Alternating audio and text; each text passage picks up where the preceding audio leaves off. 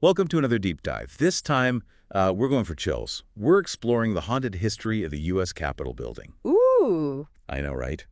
The symbol of American democracy. Mm. Rumored to be a hotbed of spooky events and ghostly encounters. The hotbed. Yeah, gets crazier. Back in 1898, it was called, get this, the most thoroughly haunted building in the world. Wow. So we're going to be digging into some of the most intriguing tales, from the mysterious demon cat to the lingering presence of John Quincy Adams, and even blood-stained steps that whisper of a past murder. I am so ready for this. Let's get started. All right. What's really captivating about all of this is that we're talking about a place that's steeped in history and power. The U.S. Capitol building, located in Washington, D.C., where Congress meets to make laws. It's seen countless moments of heated debate, pivotal decisions, and even tragedies. So it's almost natural that some believe those intense emotions could leave a sort of energetic imprint. Like the walls themselves have absorbed all that history. And speaking of the building, it's had an interesting past right from the start. It actually sits on what used to be swampland. Yeah. Swamps have always had a bit of a spooky reputation, even beyond horror movies. There's something about their stillness and the way they seem to hold secrets. Right, and get this, the Capitol was almost George Washington's final resting place. What? They actually had plans for a crypt beneath the building. Imagine the ghost stories we'd have if that had actually happened. A presidential ghost. Right from the start. Okay, so maybe no presidential ghost in the crypt. But there are plenty of other spooky tales. One of the earliest. It involves a man named John Lenthal, a clerk who worked on the Capitol's construction back in the late 1700s. He died when an arch collapsed. And as the story goes, with his dying breath, he cursed the building. Yes. The legend of the Capitol curse.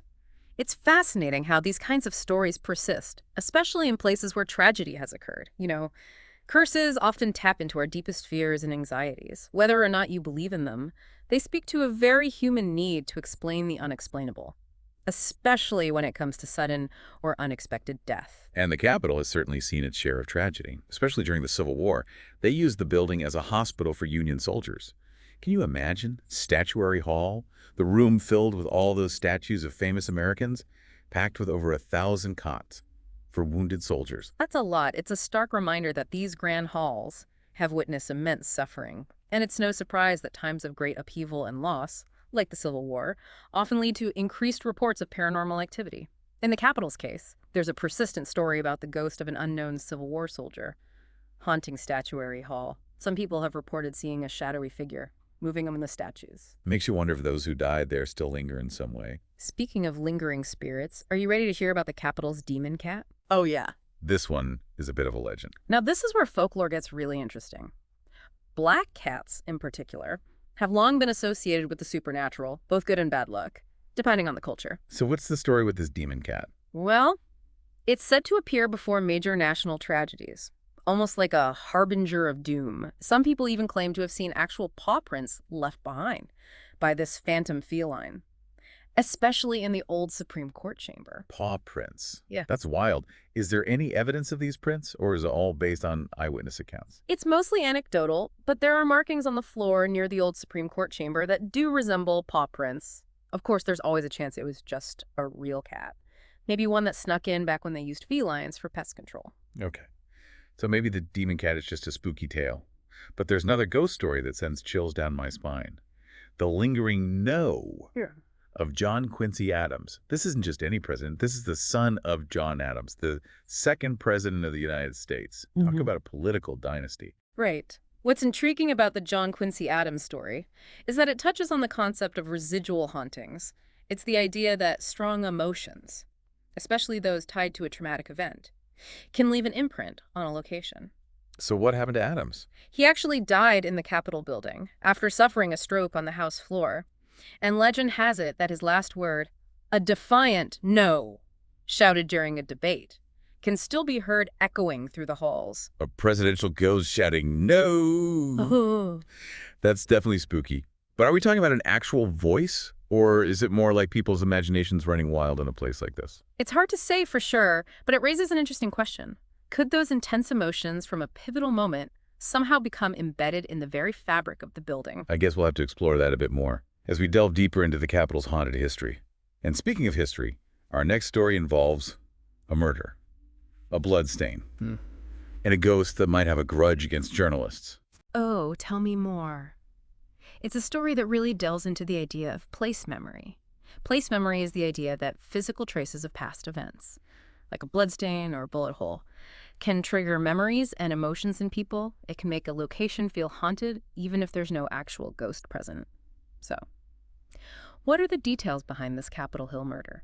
Well, in 1890, Congressman William Taulbee, he was a lobbyist after leaving Congress, was shot and killed by a journalist named Charles Kincaid, right on the Capitol steps. Wow, right on the steps. Yes. What led to such a drastic act? Well, it seems they had a long-standing feud, fueled by Kincaid's reporting on Taulbee's alleged affair. It was a scandal that rocked the Capitol at the time. Oh, wow. And you mentioned a bloodstain. Yes. The story goes that there's still a bloodstain on those steps, a permanent reminder of the violence that took place. Some people even claim to hear Taulbee's ghost, moaning or mumbling in that stairwell. That's a chilling thought. A ghost still seeking justice, perhaps.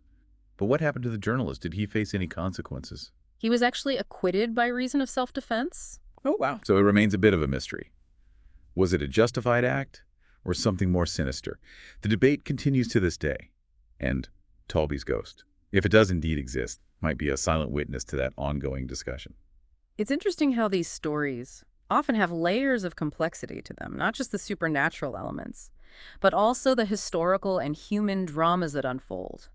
We've covered curses, Civil War ghosts, a mysterious demon cat, a presidential haunting, and now a murder mystery. It makes you wonder if the Capitol building is really as haunted as they say. What are your thoughts?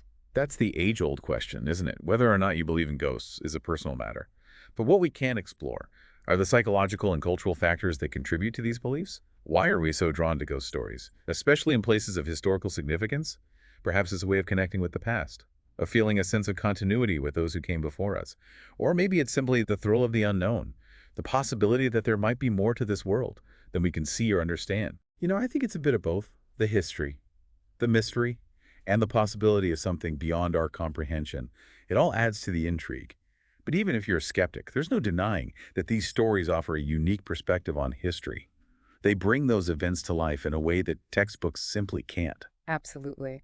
Instead of just reading about John Quincy Adams' death, we imagine his final no echoing in the halls. We picture wounded soldiers filling Statuary Hall, their suffering etched into the very stone. These stories humanize the past, reminding us that the people who walked these halls before us weren't so different from ourselves. They had hopes, dreams, fears, and maybe even some unfinished business. And those unfinished businesses, those lingering emotions, maybe that's what fuels these ghost stories. Whether they're real or just a product of our collective imagination, they add a layer of intrigue and mystery to a place that's already overflowing with stories. It makes you look at the Capitol in a whole new light, doesn't it? Suddenly, those marble corridors and stately chambers seem full of whispers and shadow. It certainly does. It makes you wonder what other secrets those walls might hold. What other stories they could tell if they had a voice. Well, so far we've explored some pretty incredible tales. And before we wrap up our deep dive into the Capitol's haunted history, there's one more story I think our listeners will find fascinating. This one is about a spirit seeking to right a wrong. And it might be one of the Capitol's most well-known ghost stories. This one takes us back to the early days of the Capitol, a time when the building was still under construction. It's the story of Pierre-Charles L'Enfant, the visionary architect who designed the city of Washington, D.C. L'Enfant was a fascinating figure, brilliant, but also somewhat volatile personality. Oh. Yeah, he had a grand vision for the capital city, but he clashed with those in power and was ultimately dismissed from the project. And that's where the ghost story comes in, right? Exactly. L'Enfant was deeply embittered by his dismissal. He felt that his contributions were being ignored, his legacy erased. And as the story goes, his spirit returned to the capital, the heart of the city he designed, seeking recognition for his work. So what have people experienced? Have there been any sightings of L'Enfant's ghost? There haven't been any confirmed sightings, but there are reports of strange occurrences, especially in the areas of the capital that L'Enfant was most passionate about. Some people have described feeling a sudden chill or a sense of unease, as if an unseen presence were nearby. Others claim to have heard the rustling of papers, perhaps the echo of L'Enfant poring over his architectural plans. It's like his spirit is still trying to complete his work, to ensure that his vision for the city is realized. It's a story that speaks to the power of unfulfilled ambition, of the desire for recognition that can linger even after death. And it adds another layer to our understanding of the Capitol building. It's not just a place of political power, but also a repository of human emotions, of dreams, ambitions, and even regrets. Well, we've covered a lot of ground in our deep dive into the Capitol's haunted history, from curses and Civil War ghosts to a mysterious demon cat, a presidential haunting, a murder mystery, and the lingering presence of a visionary architect. We've explored some of the most intriguing tales associated with this iconic building. We've delved into the concepts of residual hauntings, place memory, and the power of folklore to shape our perceptions of the past.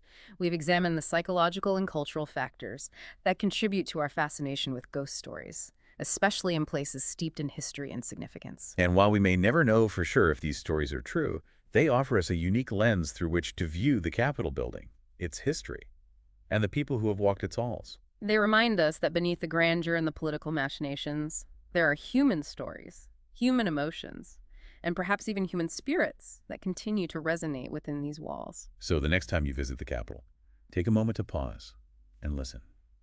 You might just hear the whispers of the past, the echoes of lives lived, and the lingering presence of those who helped shape this nation. And remember, whether you believe in ghosts or not, there's always a story to be told.